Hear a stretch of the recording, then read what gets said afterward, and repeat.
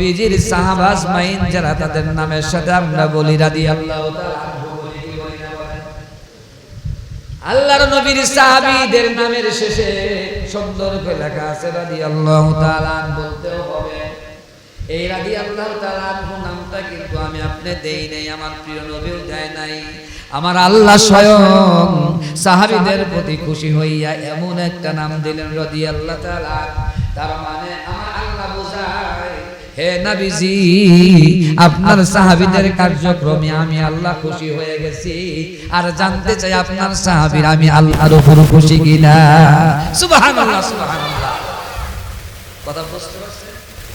রাদিয়াল্লাহু রিদওয়ানুল্লাহি তাআলা আলাইহিম আজমাইন তাদেরকে বলা হয় যাদেরকে আল্লাহ নিজে ভালোবাসেন এবং ভালোবাসা চান, যে আমি যে তাকে ভালোবাসি এজন্য সে খুশি হবে।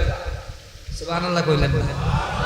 আল্লাহ যাকে ভালোবাসেন, ভালোবাসার পর আল্লাহ জানতে চায় যে আমি তোমাকে যে ভালোবাসি, আমি যে তোমাকে ভালোবেসে এই জিনিস দিলাম বা এটা দিতে চাই, এতে তুমি খুশি না বেজার। যদি বান্দা খুশি না থাকতো আল্লাহ আরো দিত। তার মানে কে ভালোবাসে?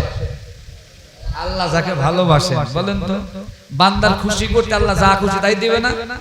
তো বান্দা আল্লাহর উপরে বান্দা খুশি, আর বান্দার উপরে আল্লাহ খুশি যার উপরে হয় তাকে আল্লাহ তাআলা বলে রিদওয়ানুল্লাহ। সুবহানাল্লাহ।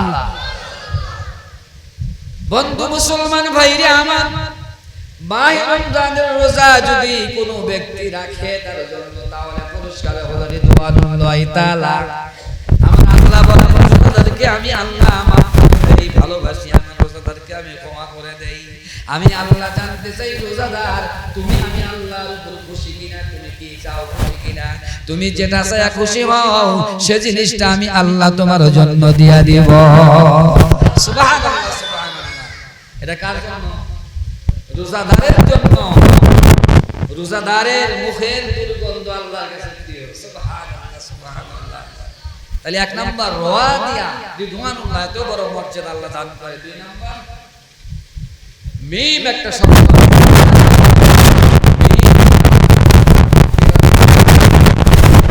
আল্লাহ বলেন রোজার মাসে রোজা রাখে নিয়ত করে কোন বান্দা যদি আমি আল্লাহর ভয় নিয়ে রোজা পালন করে, আল্লাহ রাসূল বলেন মান সামা রমাদানা ঈমানান ওয়া ইহতিসাবান গুফিরা লাহু মা তাকাদ্দামা মিন জামবি। ঈমানের সাথে রোজা রাখতে হবে, বিশ্বাসের সাথে রোজা রাখতে হবে। এমন ভাবে যদি কোনো ব্যক্তি রোজা রাখে আমার আল্লাহ বলেন ওই ব্যক্তির পিছনের তামাম গুনাহ আমি মাফ করে দিব। সুবহানাল্লাহ। তার ভুলগুলো আমি মাফ করে দিব। মাগফিরাতুল্লাহ, আল্লাহর ক্ষমা তার জন্য বরাদ্দ হয়ে যায়। সুবহানাল্লাহ সুবহানাল্লাহ। বোঝা যায় যে আল্লাহর ক্ষমা যার জন্য বরাদ্দ হয় সেই মুক্ত পাবে, আল্লাহর ক্ষমা যার জন্য বরাদ্দ হবে না সে মুক্ত হতে পারবে না। কেন পারবেন না? আল্লাহর নবী বলেন কাম মিন সাইমিন লাইসা লাহু মিন সিয়ামিহি ইল্লা যামআ ওয়া কাম মিন কিয়ামিন লাইসা লাহু মিন কিয়ামিহি ইল্লা সাহার। আল্লাহর নবী বলেন হাজার রোজাদার রোজা রাখছে, ইফতার করেছে, রাজ্যে জেগে নামাজ পড়েছে, সব করবে, কিন্তু বান্দার রোজা রাখার বিনিময়ে সামান্য পরিমাণ নেকি দেওয়া হবে না, তাকে ক্ষমাও করা হবে না, রাত জাগার বিনিময়ে তারে মাফ পর্যন্ত করা হবে না। নাউজুবিল্লাহ। এরকম হাদিসে তো আছে, আছে না নাই? কারণ রোজা ঠিক রাখছে, পরিবর্তন হওয়ার চেষ্টা সে করে না। এই রোজা রাখার পরেও অনেক মানুষ পরিবর্তন হইতে পারতেছে না, হ্যাঁ, চেষ্টাও করতেছে না। হায় হায়, এদের উপরে আল্লাহ তাআলা লানত। আল্লাহ লানত থেকে আমরা বাঁচতে চাই, কি বলেন? আল্লাহ আমাদের সকলকে বাঁচিয়ে রাখুক, সবাই বলি আমিন। তাহলে প্রথম কথা হচ্ছে ব্যাখ্যা দেওয়ার সময় নাই বলছি। তাহলে মাগফিরাতুল্লাহ, আল্লাহ তাআলা কি করবেন? আমাদেরকে মাগফিরাত দান করবেন। এর পরের অক্ষর কি? এর পরের অক্ষর হলো দোয়া। এই দোয়াত এবং আলিফ এবং নুন, এই দুটি বিষয় আমি রাখলাম আজকের জুমায়। আমি দুটি আমরা জানতে পারলাম। তাহলে এক নাম্বার কি? যদি রোজাদার হতে পারি আল্লাহ আমাকে কি উপাধি দিবে? রিদওয়ানুল্লাহ। রিদওয়ানুল্লাহ মানে কি? আল্লাহ আপনাকে ভালোবাসবে এবং আপনাকে ক্ষমা করবে, আপনাকে পুরস্কার দিবে, আর এই পুরস্কারে আপনি খুশি হবেন, থাকবেন, এমন খুশি আপনাকে করবে। সুবহানাল্লাহ। তাহলে কি রোজা এই নয়, রোজায় যদি ত্রুটি হয়ে থাকে আগামী দিনের রোজাগুলো আমরা কোনো ত্রুটি করব না ইনশাআল্লাহ। কি বলেন?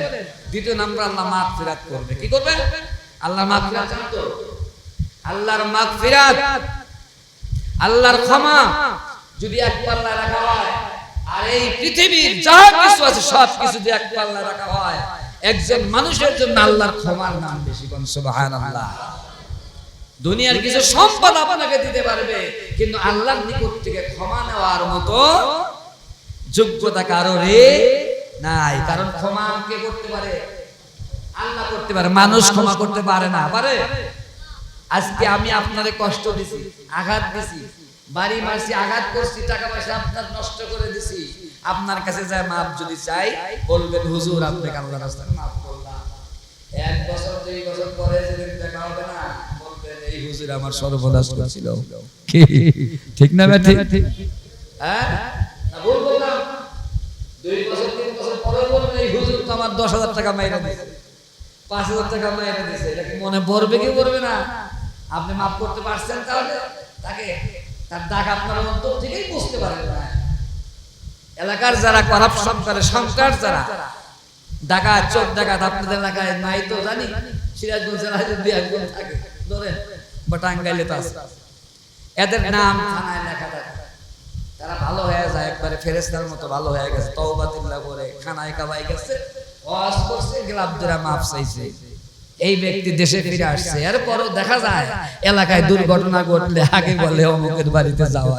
কথা ঠিক না বেঠিক? না ভুল বলতেছি? অমুকের কাছে যাও, বলে স্যার ও তো একবারে ভালো ফেরেশতা হয়ে গেছে। বলে ফেরেশতা হইছে হইছে, কিন্তু এই এলাকায় অঘটন করছে, তার কিছু ইন্ধন থাকতেও পারে, অথচ সে লোকটা ভালো হয়ে গেছে।